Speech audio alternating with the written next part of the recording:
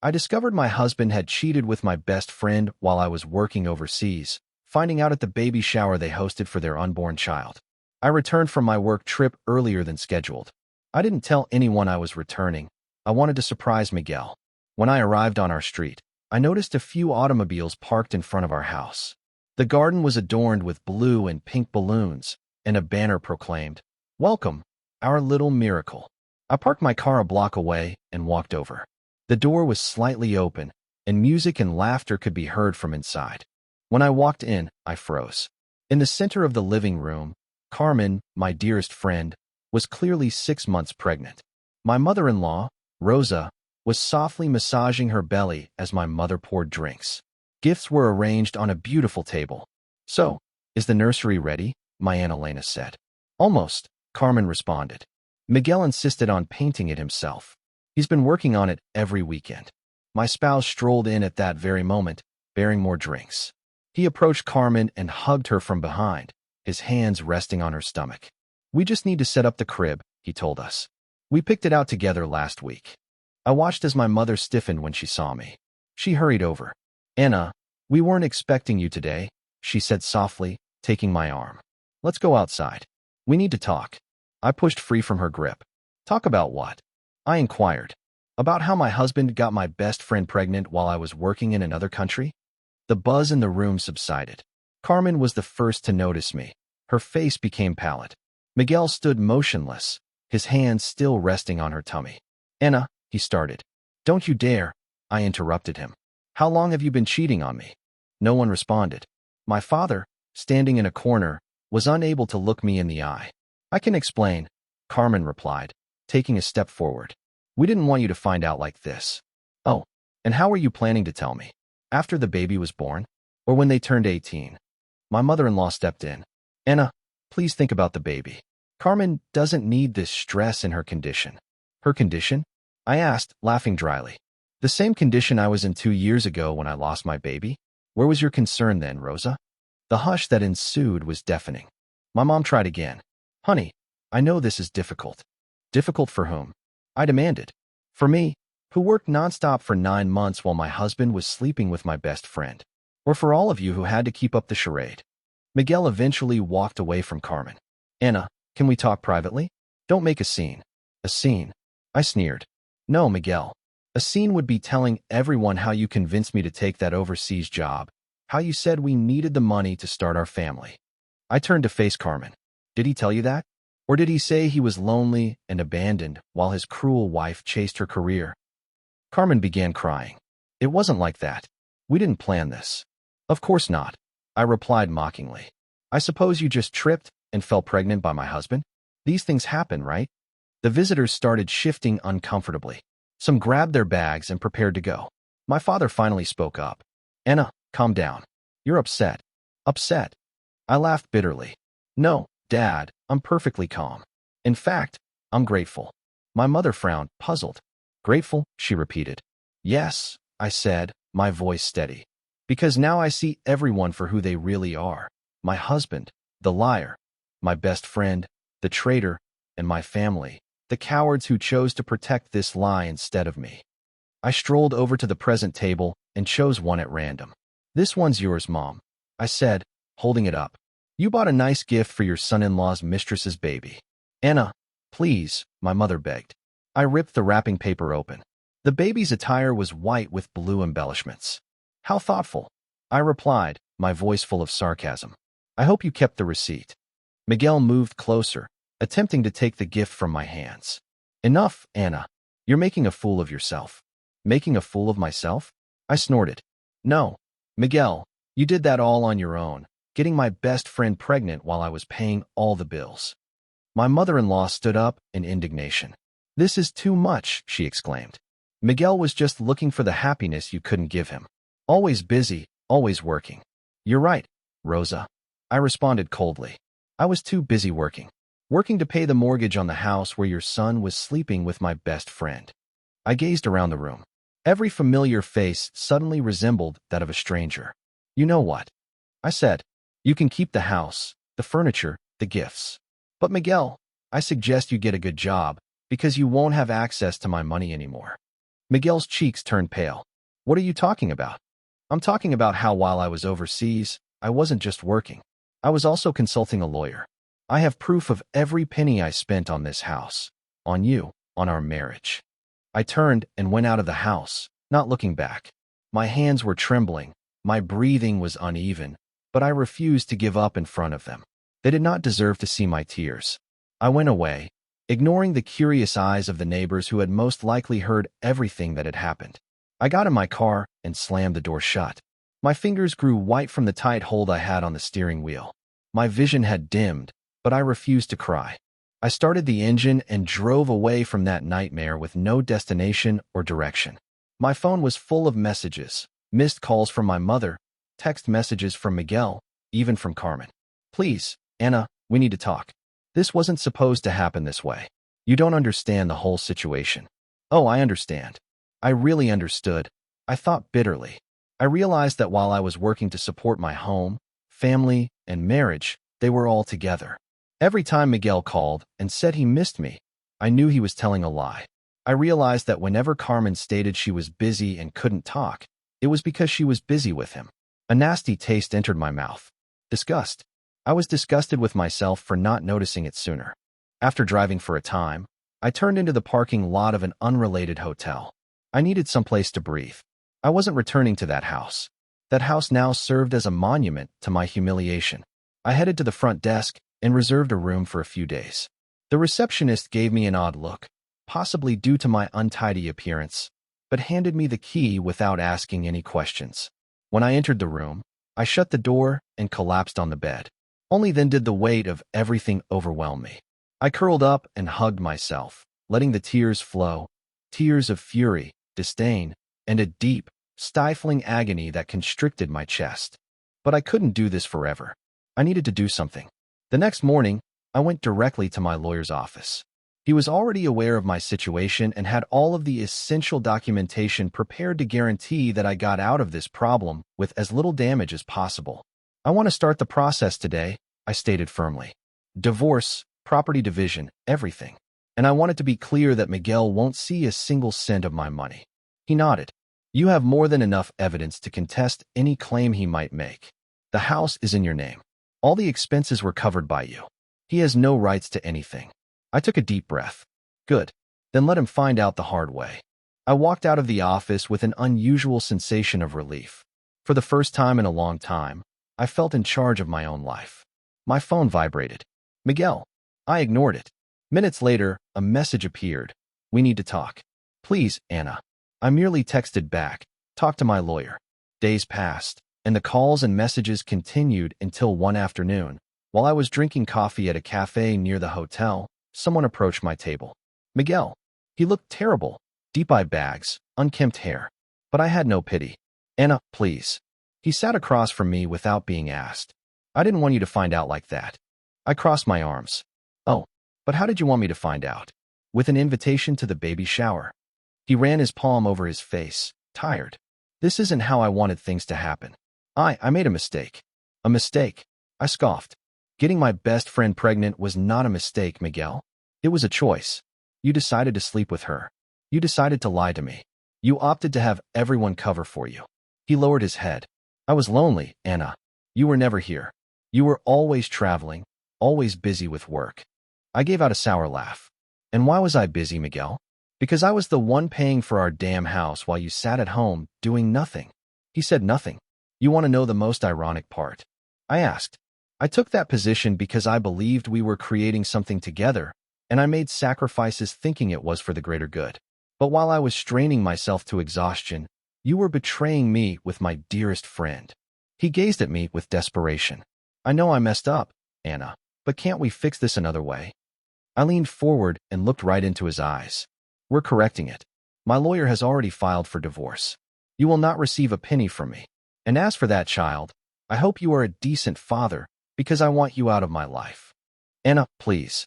It's over, Miguel. I stood up and went away, not looking back. The news quickly spread. My true friends, those who had not deceived me, stood by my side. And my family. Oh, they attempted to reach out. My mother contacted me several times and tried to justify everything. We didn't want to hurt you, sweetheart. It was complicated for all of us. You need to forgive. Forgive? Never. I eventually rebuilt my life. I left the motel and got a new apartment. I concentrated on my profession and future. And Miguel? He quickly learned that life was not as easy without the comfort I had supplied. A few weeks later, I got another text. Can we talk? I miss you. I smiled and deleted the message without responding. For the first time in a long time, I felt liberated. When I finally received word that Miguel had been legally served with the divorce papers, I knew his real misery had only begun. He attempted to reach me in every manner possible. He called me dozens of times each day. He sent an unending number of messages. He even showed up at places I frequented. But I did not respond. I did not give him a chance. I refused to allow him to control me.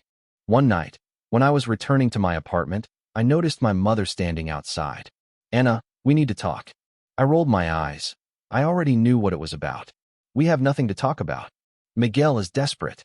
You're taking everything from him, she exclaimed, as if I were the antagonist in this scenario. I crossed my arms. Oh, now he's the victim? Honey, he made a mistake, but that doesn't mean you should ruin his life, my mom replied. I laughed without humor. He ruined my life, Mom. He cheated on me, got my best friend pregnant, and all of you covered for them. And now you have the nerve to tell me that I'm being cruel. She groaned and reached for my hand, but I pulled away. What you're doing to him? This isn't right, Anna. Anger flared in my chest. Oh, you want to talk about what's right? I snapped at her. Was it right for me to pay the mortgage alone while he was screwing my best friend? Was it right that I worked my ass off while he played the perfect husband? Now he gets to deal with the consequences. She looked at me as though I were a monster. He has nowhere to go, she muttered. I shrugged. Not my problem. She shook her head, disbelieving. I didn't raise you to be this way, Anna. And I didn't expect my own mother to take the side of a cheating bastard. I turned around and walked into my building, not looking back. Days passed, and Miguel's plight only worsened. Since I had paid for everything, he was now drowning in bills. The mortgage payments were past due, and without my money, he swiftly fell into financial despair. Then came the eviction.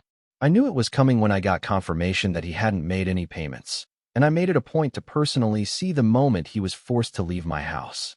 When I arrived, the place was in disarray. Boxes were spread over the front yard. Miguel was disputing with the eviction officer. Carmen stood behind him, gripping her pregnant tummy with a terrified gaze. Anna, he said when he spotted me. You can't do this to me. I crossed my arms, feeling a dark sensation of contentment grow within me. I can, and I did. This isn't fair. I lived in this house. No, I replied coldly. I paid for this house. You were just a parasite living in it. His face flushed red with frustration. Where the hell do you expect me to go? I shrugged. Not my problem. Carmen gazed at me with desperation in her eyes. Anna, please. Please. She had the audacity to look me in the eyes and say please. I took a step towards her. Oh, so now you can say my name? Before, it was just, I hope she never finds out, wasn't it? She lowered her head. It wasn't supposed to be like this. But it is. And now you and Miguel have to deal with it. Miguel rubbed his hands across his face, appearing weary. You don't have a heart, he mumbled. I tilted my head. Funny, because you sure loved that heart when it was paying all your bills. He opened his mouth to argue, but then closed it again when the officer approached. Time's up. You need to vacate the property now. Miguel's expression changed to one of utter terror. He looked around and realized he was out of options. He grabbed a box and banged it on the ground. You just want to see me destroyed, don't you? I leaned in closer, meeting his stare without pity. Yes. He clenched his jaw and marched out, Carmen trailing behind him. I stood there watching him leave, broken, homeless, and powerless. Over the next few days, my entire family turned against me. My aunts called me. They couldn't change my mind. And Miguel? Oh, Miguel was in ruins. No home. No comfort. He no longer had access to the money he had been stealing from me for years. I heard from some mutual friends that he had started working odd jobs to make ends meet, but it wasn't enough. And then the unavoidable occurred. Miguel walked up to my apartment. He appeared unhappy, thinner, with black circles beneath his eyes. Anna, please. I have nothing left, he said. I stared at him. I know. I need help. I inclined my head and pretended to think. Like I needed help when I found out you were cheating on me. He closed his eyes, annoyed. I was an idiot. I know that, but I can't change the past. I cross my arms. No, but you sure as hell can suffer in the present. His palms tightened into fists as he swallowed his pride. You don't have to be this cruel. Oh, but I do. I replied, my tone mocking. I learned from the best. With that, I slammed the door in his face. For the first time in years, I felt peaceful. Miguel was now discovering what life was like without me. And me? I was finally free. Miguel sunk deeper, exactly as I predicted. No home, no money, no comfort. He had transformed from a privileged, dependent husband to a desperate man who hopped from job to job simply to stay afloat. And me? I moved on. I did not feel sorry for him.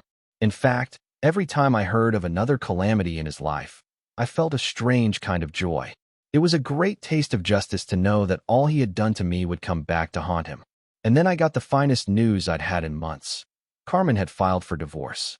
I discovered it from an acquaintance, one of the few people who still dared to speak with me after everything had transpired. She ran into me in a cafe, paused for a bit, and smiled slightly before dropping the bombshell. She left him. I blinked. What? Carmen. She filed for divorce. And she wants alimony. I couldn't stop myself from laughing, and it was a big, true laugh from the core. Are you serious? I said, still chuckling. Dead serious. Miguel can't hold a stable job, and she doesn't want to be the one supporting him. Oh, the irony was great. Carmen had sworn Miguel was her genuine love. I worked hard to support him, but he clung to me like a parasite. She had now done the same thing to him as he had done to me. She left him when he was no longer useful. And she wants alimony? I inquired, still beaming. Yeah. She claims he promised to take care of her, and now that she has a baby, she needs financial support. I couldn't stop laughing. Please tell me, I responded, chuckling. Does Miguel even have money to pay her? My acquaintance smirked. No. I lost it. Miguel hadn't simply lost everything I'd given him. Now even the woman he betrayed me for was financially ruining him. Karma had come for him, and this time he had no one left to leech from. I had to see it. The following week, I made an intentional appearance at a location I knew Miguel still frequented, a dingy bar where we used to hang out, one of the few places he could still afford. He was sitting at the counter, resembling a ghost of his old self, thinner, dark rings under his eyes, his beard untidy. Of course, he was holding a cheap beer. I strolled in gently, took my time, then sat 2 seats away. He quickly noticed me. His expression hardened. What do you want? He asked quietly, his voice raspy and exhausted. Nothing, I replied, picking up my own drink. Just enjoying the view. He breathed deeply. Are you happy now? I sipped, enjoying the moment. Yes, very. He scoffed and shook his head. You think this is funny? Miguel, I find this hilarious. You abandoned our marriage for Carmen, and look where you are today. She left you and took what little you had left. He ran a hand over his face, obviously fatigued. You don't understand. Oh, I understand completely. Tell me, how did your great love fall apart so swiftly? He remained silent for a long time before glancing at his empty glass. She said she couldn't be with someone who had nothing to offer. I grinned. Funny, right? That's exactly what you implied about me. He closed his eyes, his jaw stiffening. You don't get it, Anna. Oh, I do. You were only suitable for her when it was convenient. Now that you can't provide the comfortable life she desired, she threw you away like junk. He did not argue because he could not. I rose up, prepared to depart. You know what's the best part? I asked, staring down at him. You deserve every bit of this. And I walked away, leaving Miguel to drown in his own despair. Following that day, I cut off all ties to my past. I alienated myself from my family. The hypocritical aunts who often told me to forgive, my mother who insisted that I had gone too far. I owed nothing to any of them. I only owed myself. So I started afresh. I completely reconstructed my life. I bought a new apartment exclusively for myself. I sold everything that reminded me of that miserable period in my life. Some items I donated, others were burned. Miguel and Carmen were eliminated. I went out more. I met new folks. I enjoyed life without carrying dead weight on my back. For the first time in years, I had control over my life. And as I moved forward, Miguel kept falling apart. Months later, I learned that he had attempted to appeal the divorce decision, arguing that he deserved alimony instead. Of course, the judge laughed at him and refused everything. I also discovered that Carmen continued to drain what little money he had left. And me? I have never felt better. The world was finally as it should be. I was free, and Miguel was receiving just what he deserved.